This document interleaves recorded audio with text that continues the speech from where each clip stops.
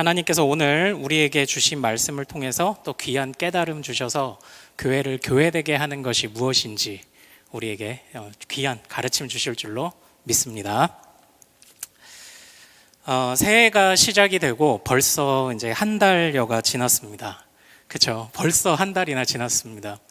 어떤 계획들, 처음에 새해가 시작될 때 어떤 계획들을 가지고 계셨나요? 우리의 가정과 자녀, 그리고 우리의 인생을 위해서, 올해는 건강을 더 챙기겠습니다. 올해는 내가 꼭 취업하겠습니다. 우리 자식들 시집장가 보내겠습니다. 아니면은 더 공부를 하겠습니다. 이제 많은 계획들을 가지고 계실 거예요. 지금 거의 한 달이 지났으니까 이제 작심삼일로 따지면 한 10번 정도는 이제 꼬꾸라지셨겠지만 그때마다 또 결단하고 하면서 이제 다시 한번 또 힘을 내셨으면 좋겠어요. 자, 근데 우리는 항상 이렇게 새해가 되면 어쨌든 많은 계획들을 갖습니다. 그리고 우리의 가정, 자녀, 말씀드렸던 것처럼 우리의 인생을 위한 기도 제목들을 먼저 세우는 데에 사실상 우리의 관심이 많이 이제 쏠리게 되어 있죠. 근데 한 가지 좀 질문을 드려보겠습니다. 그렇다면 여러분들 혹시 우리 교회를 향해서는 어떤 기도 제목을 세우셨습니까? 어떤 기도 제목을 가지고 계신가요? 우리 교회를 향해. 물론 여러분들이 교회를 향해 기도하지 않으신다는 것은 아닙니다. 그렇다면 이 시대를 바라보고 하나님이 주시는 영안을 열어서 이 시대를 바라보고 현재 우리의 상황 속에서 우리 교회를 위해서 정말 꼭 필요한 기도 제목은 무엇인지 한번 고민을 해 보셨나요? 저는 부족하지만 제 나름대로 우리 교회를 위해서 올해 제가 갖게 되었던 그런 기도 제목을 오늘 말씀을 통해서 좀 같이 나누고자 합니다. 보통 교회를 위해서 기도 제목들, 그런 기도 제목들을 가지고 계시죠. 은혜가 넘치는 교회가 됐으면 좋겠습니다. 따뜻하고 이제 서로 정감 있는 교회가 됐으면 좋겠습니다. 말씀이 살아있고 운동력이 있고 기도가 뜨거운 교회가 됐으면 좋겠습니다. 이렇게 많은 것들로 설명할 수 있잖아요. 제가 이 모든 것을 아우를 수 있는 딱 한 가지 그 기도 제목을 말씀드리고 싶은데요. 그게 뭐냐면 주여 우리 교회 성령 충만하게 하옵소서. 사실 이거면 다 되지 않습니까? 말씀이 살아있고 기도가 뜨겁고 서로 사랑하고 이거 다 아우를 수 있는 딱 한 가지 그런 주제 아닙니까? 주여 우리 교회 성령 충만하게 하여 주옵소서. 이것을 위해서 올해 저하고 같이 기도해 보지 않으시겠습니까?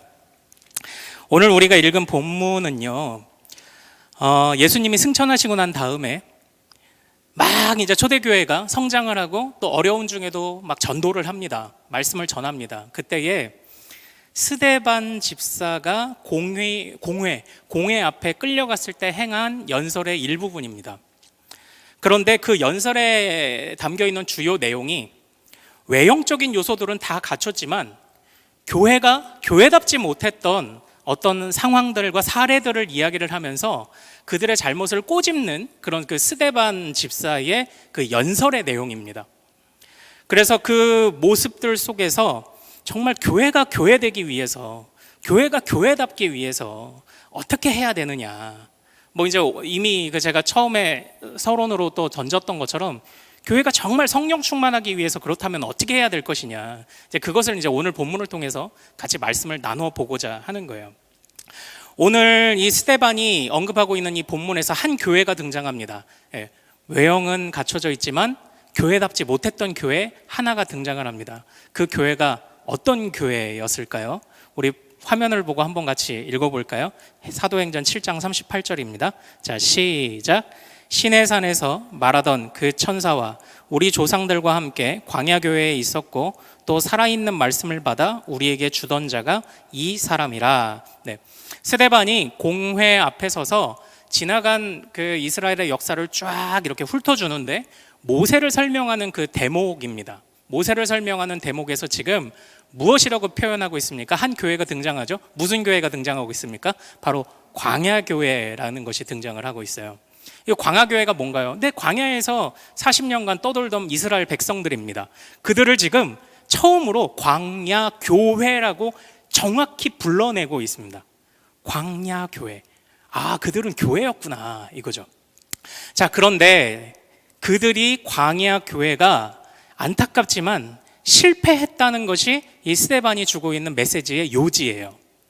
도대체 광야에 있는 교회는 왜 어떤 모습을 보였기에 어떠했기에 교회답지 못했을까요?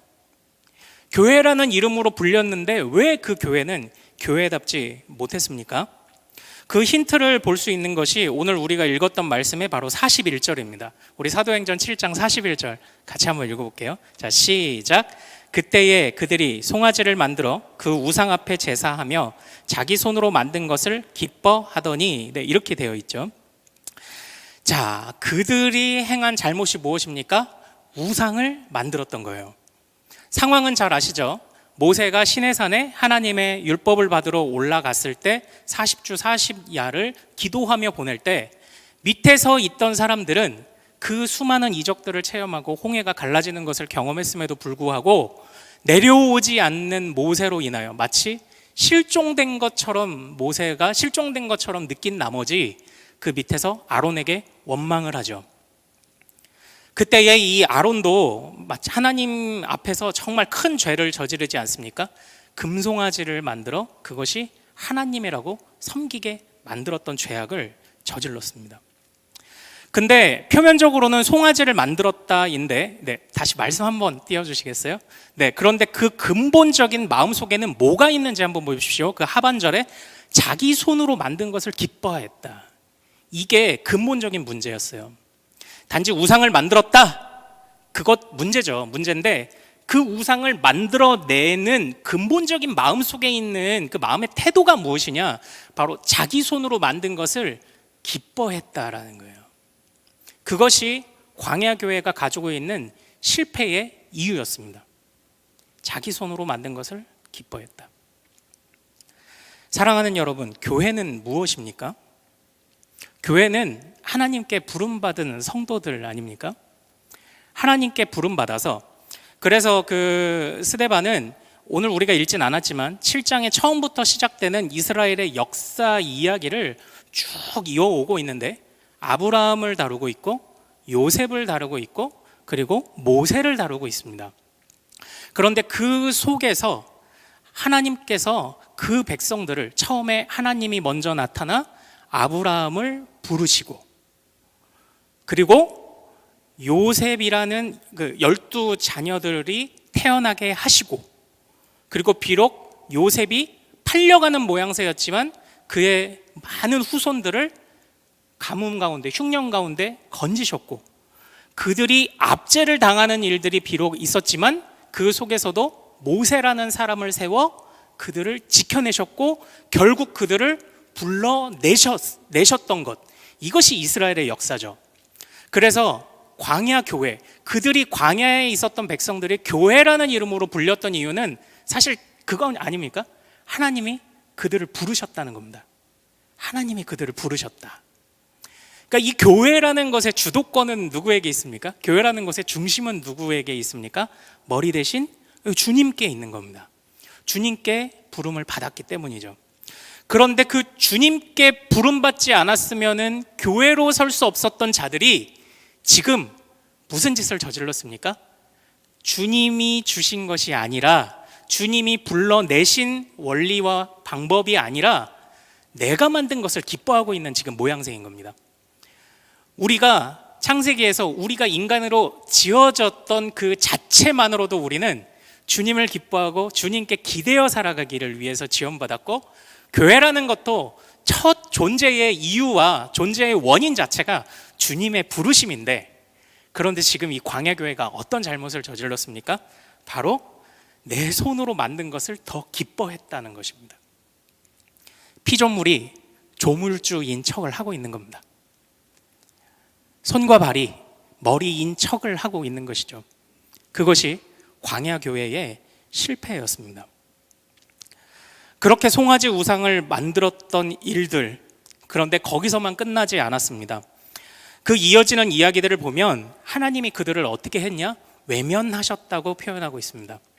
그리고 그들을 버려두셨다고 표현을 하고 있습니다. 그래서 그들이 어디까지 버려졌는 줄 아십니까? 하늘에 있는 군대를 섬기는 데까지 버려졌다, 이렇게 표현을 하고 있어요. 이 하늘의 군대를 섬기는 일이다라는 것은요, 구약에서 여러 본문에서 등장하는데 1월 성신을 섬겼다는 거예요. 다시 말하면 이스라엘 백성들이 금송아지 사건을 저지르는 것에서 멈추지 않고 그것에 의해서 징계를 받은 곳에서 정신을 못 차리고 여전히 가나안 땅에 들어가서 하늘의 일월 성신을 섬기고 거기에 있는 바알과 온갖 우상들을 섬기는, 그래서 말렉 또는 몰록 또는 레판이라고 하는, 이게 레판이라는 것이 학자들이 말할 때 어떤 토성, 즉 별에서 따온 이름일 것 같다, 이렇게 이야기를 하는데요. 어찌됐건 이스라엘 백성들이 지금 하나님을 다 잃어버리고 있는 그런 모습을 지금 꼬집고 있습니다. 결국 이렇게 자기 손으로 만든 것을 기뻐하는 모습의 결과가 무엇입니까? 하나님께 버림받았고, 그 전에 광야 40년의 방황을 만들어냈고요. 그리고 하나님께 외면받았고 버림받았던 거죠. 사랑하는 여러분, 교회가 외형은 갖출 수 있습니다. 그러나 이 교회가 자기 손으로 만든 것을 기뻐하게 되는 순간 하나님의 머리 되심을, 그리스도의 머리 되심을 인정하고 따라가지 않는 순간 그때부터 방황이 시작될 것입니다. 그때부터 주님의 외면이 시작될 것입니다. 외형은 갖춰져 있지만 교회가 정말 교회로서의 기능을 못하게 될 것입니다. 가나안에서도 그렇게 일월 성신을 섬기도록 외면하고 버려두셨습니다. 그리고 또 이어지는, 또 우리가 읽은 본문에서 44절 이하로 보면 자기 손으로 만든 것을 기뻐하는 이스라엘 백성들의 계속되는 모습이 또 하나 등장해요. 그게 뭐냐면 바로 성전을 왜곡시킨 겁니다. 성전이 우상화된 것입니다. 그러니까 처음에 있는 그 금송아지 우상은 전혀 새로운 것을 만들어냈죠. 그런데 이 성전이라는 것이 무엇입니까? 44절에 보면 거기서 증거의 장막을 하나님께서 명하셨는데 모세에게 말씀하신 이가 명하사, 즉 하나님이 명하시고 그 본 양식대로 만들게 하셨어요.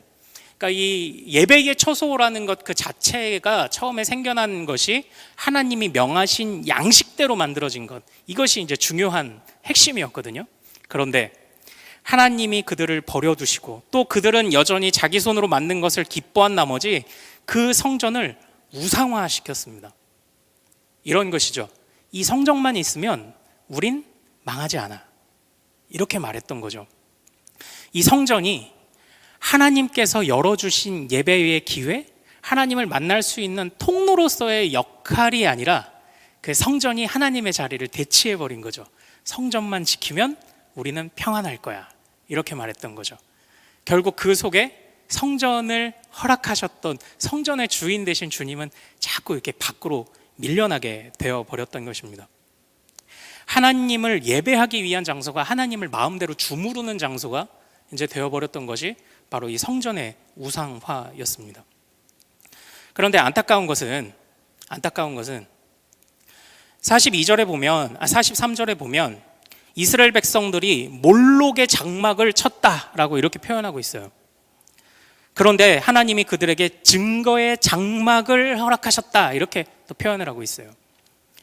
그러니까 안타깝게도 하나님이 몰록의 장막을 세우고자 했던 자들, 그리고 그들에게 하나님이 은혜로 하나님만을 예배할 수 있는 처소를 주셨음에도 불구하고 여전히 그 하나님의 장막과 몰록의 장막이 함께 존재하는 그런 그 이스라엘의 모습, 그것이 이제 열왕기에 기록된 그런 모습들 아닙니까? 이세벨의 우상들, 그리고 저 바알의 우상들을 동시에 섬겼던 그런 모습들까지 이렇게 나타나고 있었던 것 아닙니까? 자기 손으로 만든 것을 기뻐하는 모습들이 이게 이렇게 나타난 거죠. 그러니까 이 모습들을 다 이렇게 종합을 이렇게 해 보니까 성경은 이런 광야교회를 어떻게 평가하고 있는지 아십니까? 이사야서 63장 10절에 이런 표현이 있습니다. 우리 같이 한번 읽어보겠습니다. 자, 시작. 그들이 반역하여 주의 성령을 근심하게 하셨으므로 그가 돌이켜 그의 대적이 되사 친히 그들을 치셨더니, 이렇게 되어 있어요. 그러니까 지금 광야교회와 그 광야교회의 버릇을 버리지 못하고 그대로 가나안에 들어와 있는 이 광야교회의 후예들을 이사야 선지자가 어떻게 평가하고 있습니까? 너희들이 성령을 근심하게 했다, 이렇게 표현하고 있는 거예요. 자, 그러니까 사랑하는 여러분, 한번 제가 처음에 드렸던 말씀으로 다시 한번 더듬어 가봅시다. 올해 우리 교회를 위해서, 아니 이 땅에 존재하는 한국교회뿐만 아니라 모든 교회들이 가져야 되는 가장 중요한, 아니 올해만이 아니라 모든 순간, 교회가 존재하는 모든 순간, 그리고 교회만이 아니라 그 교회를 이루는 우리 성도들이 추구해야 하는, 교회가 교회되고 성도가 성도되는 데 있어서 추구해야 되는 가장 핵심이 무엇입니까? 바로 성령 충만 아닙니까? 성령 충만.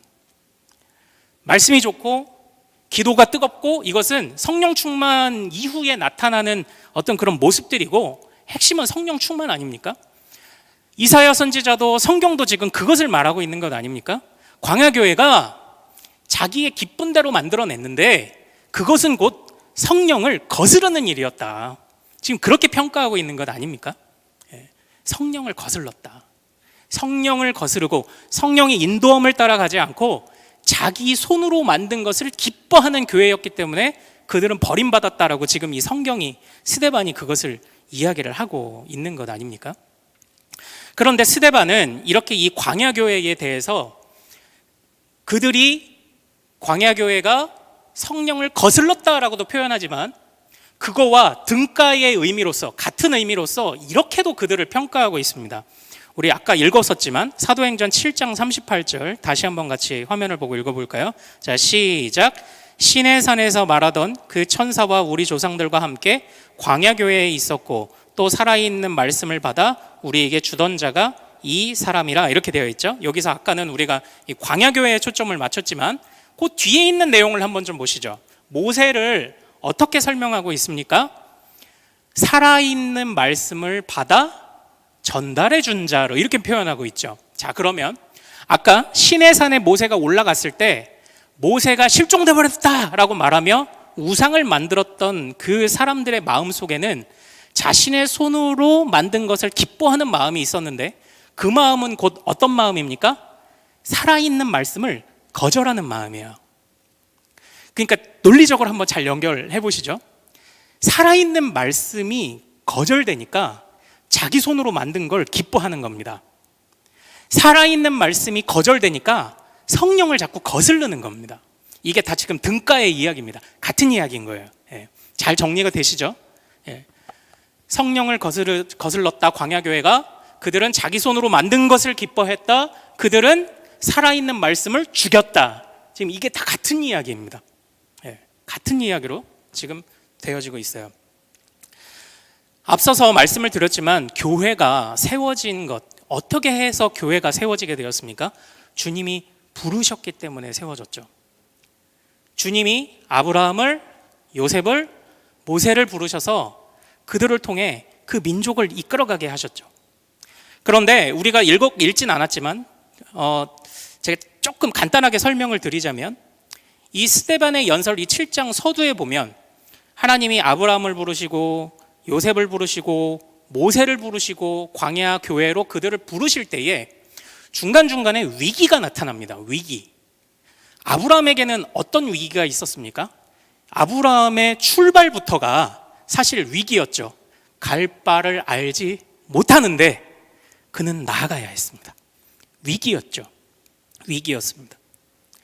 그러나 하나님께서는 사도행전 7장 그 아브라함 부분에서 이렇게 표현을 하셨습니다. 5절에 발붙일 만한 땅도 유업도 주지 아니하셨지만, 위기가 있죠.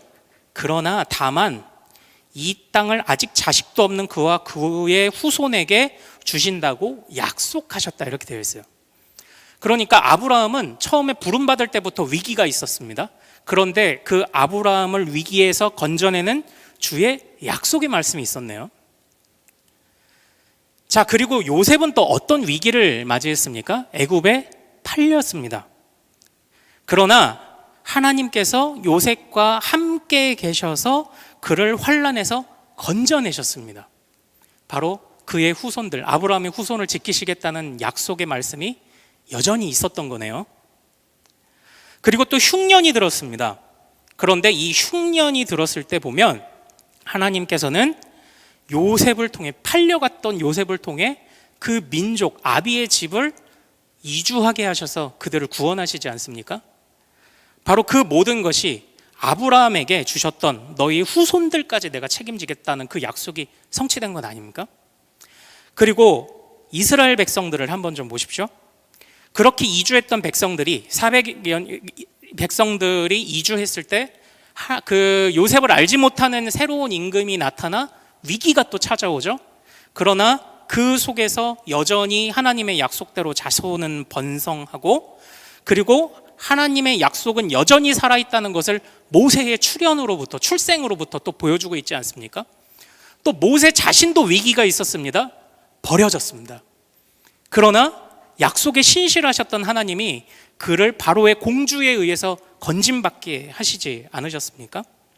뜻하지 않은 고난이 또 모세에게 찾아왔습니다. 사람을 죽이고 광야로 도망했습니다. 그러나 또 하나님이 그 위기 속에서도 떨기나무 불꽃이라는 약속대로 나타나지 않으셨습니까? 그렇게 하나님의 약속과 구원의 계획이 계속 이어지고 있는 겁니다. 위기 속에서도. 결국 이 위기를 극복하고 광야교회가 교회로 설 수 있었던 것은 결국 하나님의 그 약속의 말씀 때문이었거든요. 그런데 그 약속의 말씀으로 세워지고 약속의 말씀으로 살아왔던 그들이 그 살아있는 말씀을 버린 겁니다. 그 살아있는 말씀을 버리니 그것이 곧 성령을 거스르는 일이 되었고요. 그 말씀을 버리니 곧 자기 손으로 만든 것을 기뻐하는 지경에까지 이르게 되었던 것이죠. 지금 스데반은 광야교회의 실패를 지금 이렇게 꼬집고 있는 것입니다. 자, 그렇다면 이제 오늘날 우리 교회를, 한국교회를, 이 땅에 존재하는 교회를 참으로 교회되게 하기 위해서 이 말씀을 오늘날 우리에게 어떻게 적용을 해볼 수 있을까요? 참고로 우리 사도행전 7장 51절 말씀 화면 보고 같이 한번 읽어볼까요? 자, 시작. 목이 곧고 마음과 귀에 할례를 받지 못한 사람들아, 너희도 너희 조상과 같이 항상 성령을 거스르는도다, 이렇게 되어 있어요. 이 말씀은 사실 스데반이 이 앞전에 이스라엘의 역사와 광야교회의 실패 얘기를 왜 했냐면, 결국 이 초대교회를 박해하던 이 유대인들을 책망하는 이 말을 하기 위해서 지나간 역사를 이야기를 한 겁니다. 길게 서술을 한 겁니다. 그런데 이전에 광야교회도 그랬고, 광야교회의 후예들인 가나안에 입성한 백성들도 그랬고, 수백 년이 지난 현재에도 그렇고, 그들의 죄목은 무엇입니까? 성령을 거스르는 죄입니다. 성령을 거스르는 죄. 광야교회와 동일하게 초대교회 시대의 유대인들이 책망받고 있는 지점이 동일합니다. 모든 교회에 책망받는 지점은 사실 따지고 보면 다 동일합니다. 성령을 거스르는 교회가 책망을 받는 것입니다. 그 당시에 유대인들은, 그 광야교회의 멀고 먼 후예들인 그들은 어떻게 해서 그들은 성령을 거슬렀을까요? 우선은 부활하신 예수 그리스도를 전하는 스데반을 모함함으로 그들이 그 성령을 거슬렀습니다. 그리고 조금 더 들어가면 이게 바로 그 부활하신 주님을 거절했습니다. 그리고 조금 더 깊게 들어가 보면 그 주님이 약속된 메시아로서 끊임없이 선포되던 말씀을 외면한 것이죠. 그들이 그랬습니다. 그래서 그들이 동일하게 성령을 거슬렀다는 평가를 받고 있는 겁니다. 말씀이 자꾸 왜곡되고 있는 겁니다. 그 말씀 끝에 오셨던 예수 그리스도를 거절하는 일들이 일어났기 때문에 자꾸 그들이 동일하게, 과거에도 그리고 현재에도 동일하게 성령을 거스르는 교회는 교회가 아니다. 비록 외형을 갖추고 있어도. 지금 이 이야기를 스데반이 꼬집고 있는 것이죠. 자, 그러면 한번 잘 살펴보시죠.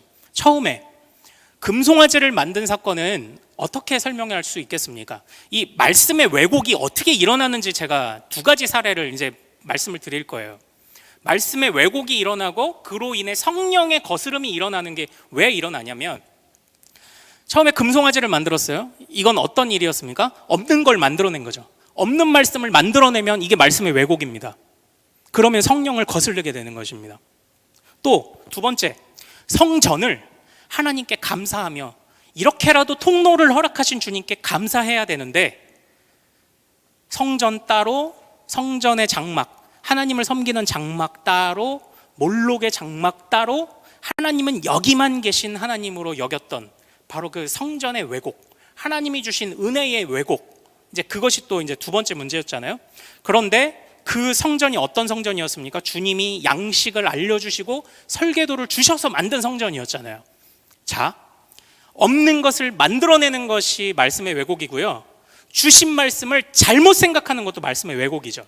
지금 이렇게 말씀의 왜곡이 일어나고 이것은 곧 성령의 거슬름으로 연결이 되고 있다라는 것입니다. 잘 따라오십시오.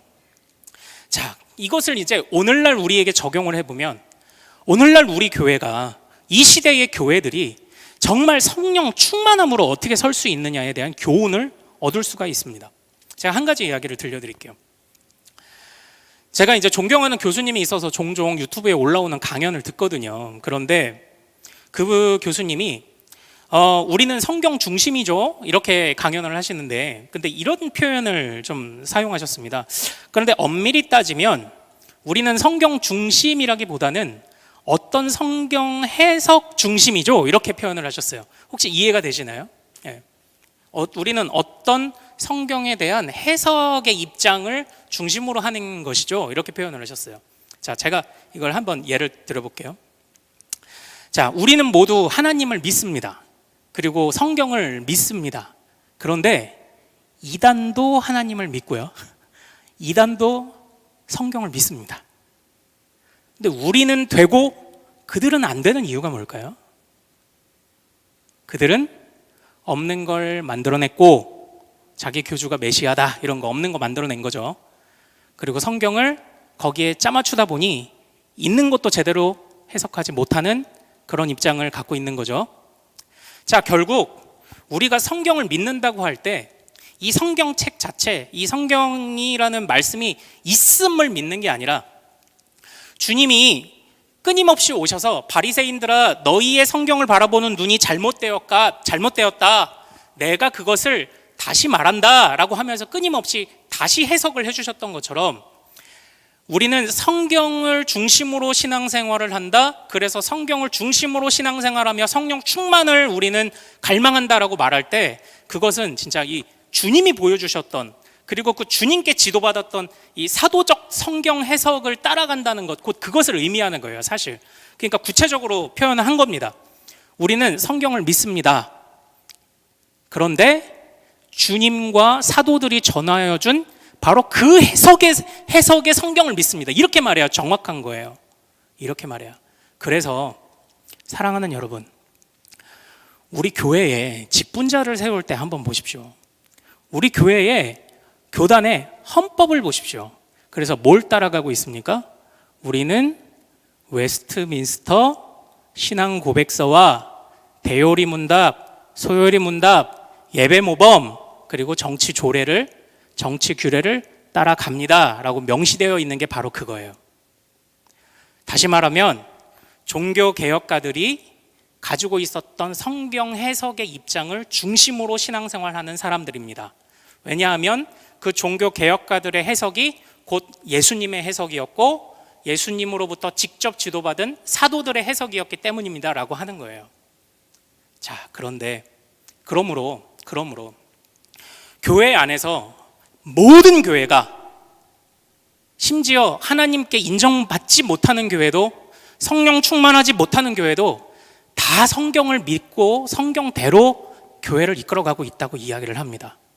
그러나 우리는 거기까지 말하면 안 돼요. 좀 더 구체적으로 주님이 주신 해석을 믿습니다. 사도들이 전하여 준 해석을 믿습니다. 그것을 바로잡기 위해 싸웠던 종교개혁가들의 해석을 우리가 따르는 것입니다. 이렇게 표현해야 사실 더 정확한 겁니다. 자, 이제 여러분들, 왜 우리가 웨스트민스터 신앙고백서, 대요리 문답, 소요리 문답, 예배 모범을 공부해야 되는지 이제 혹시 좀 감이 오시나요? 그 맨날 교리 그거 배우라고 한다고 그렇게 투정 부릴 게 아니라는 사실을 혹시 아시나요? 그 틀 안에 있지 않으면 우리는 말씀을요, 없는 말씀 만들어내고요, 있는 말씀도 왜곡하는 사람들이 되는 겁니다. 그러면 우리는 그래도 심하진 않죠. 이단까지는 아니지만 우리 안에 성령 충만 일어납니까?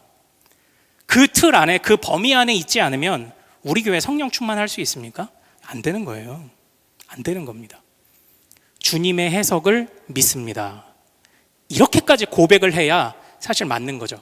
근데 여기서 지금 웨스트민스터 신앙고백서, 소요리는 조금 배워봤다. 근데 대요리나 신앙고백서 한 번도 일평생 못 보신 분 계시죠? 네, 공부하셔야 됩니다.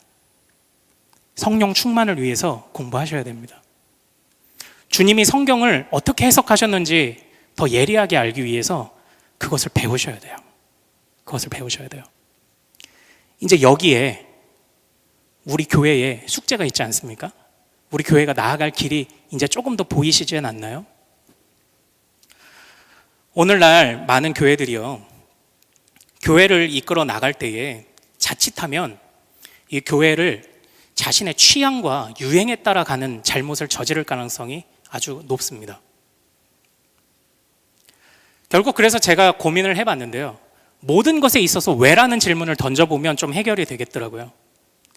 자, 여러분, 우리 교회 의자는 왜 1인용 의자가 아니고 장의자여야 합니까? 이것조차도 성경에 기초해서 어떤 답을 찾아내보고자 하는 그런 고민 혹시 해보셨나요?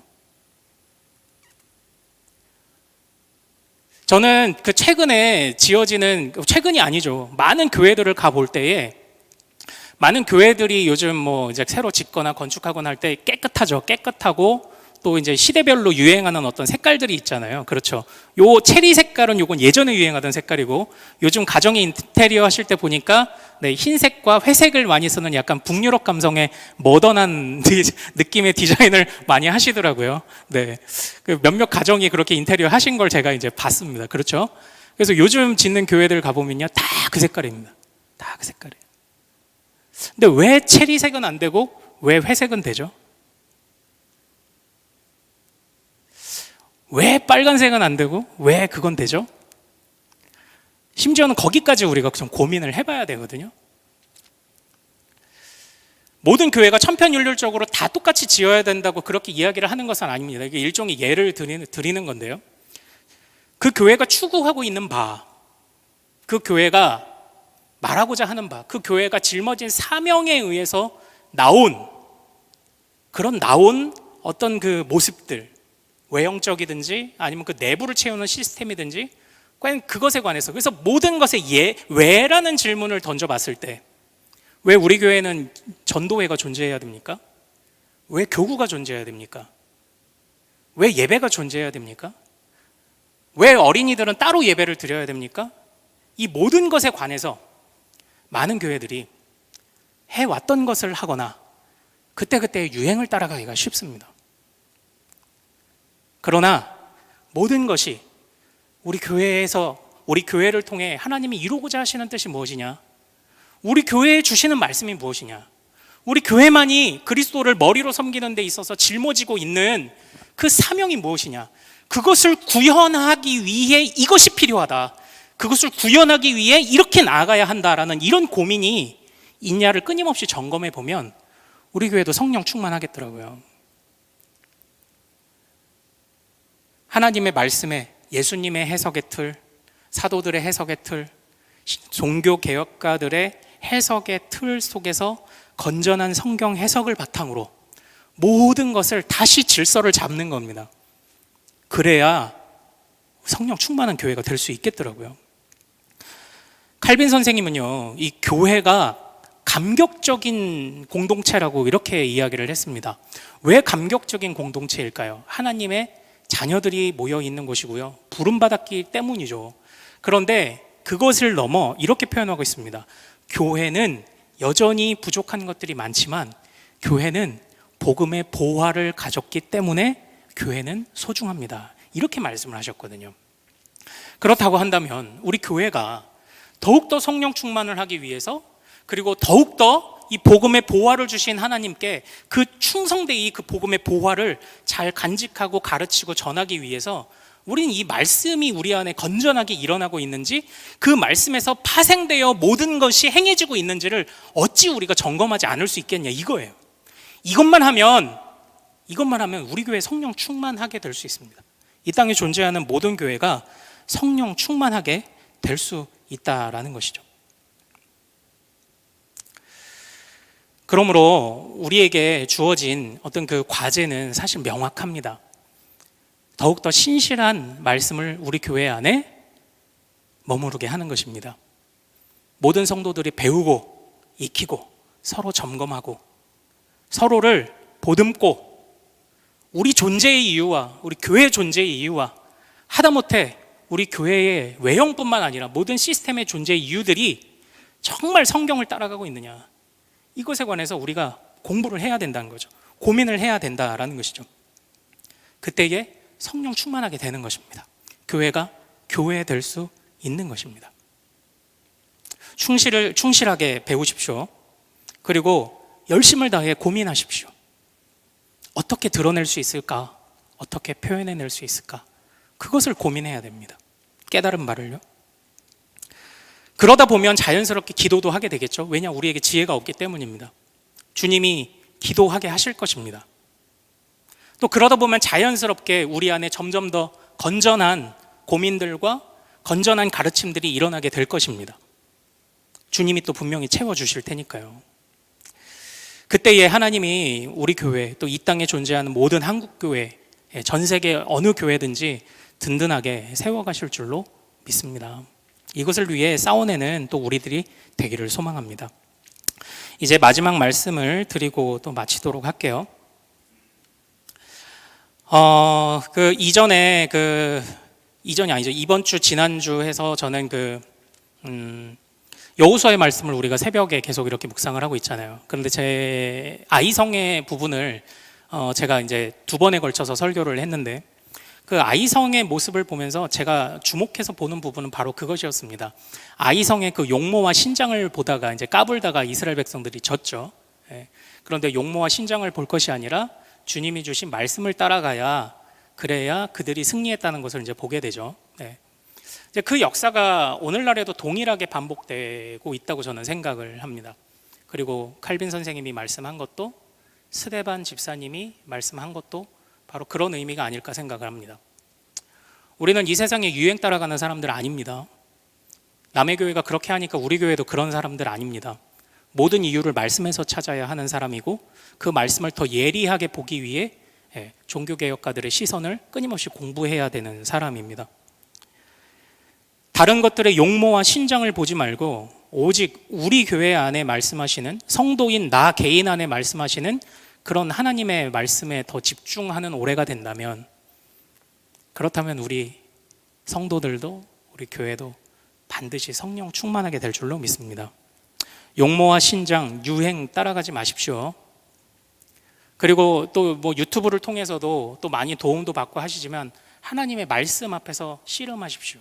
씨름하고 점검하고 배우십시오. 다른 것들, 많은 보조수단들이 필요하나 그것들이 또 절대적인 것이 되지 않도록 도와주십시오. 노력하십시오. 유튜브 없으면 나는 신앙생활 못해, 이런 자세도 틀렸습니다. 스스로 먹어야 하고 또 스스로 배워야 합니다. 그때에 우리 교회, 우리 모든 성도들 올해 더 성령 충만한 올 한 해 보내게 될 수 있을 줄로 믿습니다. 우리 오늘 말씀을 좀 생각하면서 우리 또 기도하고 좀 찬양하죠. 우리에겐 소원이 하나 있네. 주님 다시 오실 그날까지 우리 교회를 위한 이 기도 우리 같이 올려드리며 이 찬양으로 또 나아갑시다.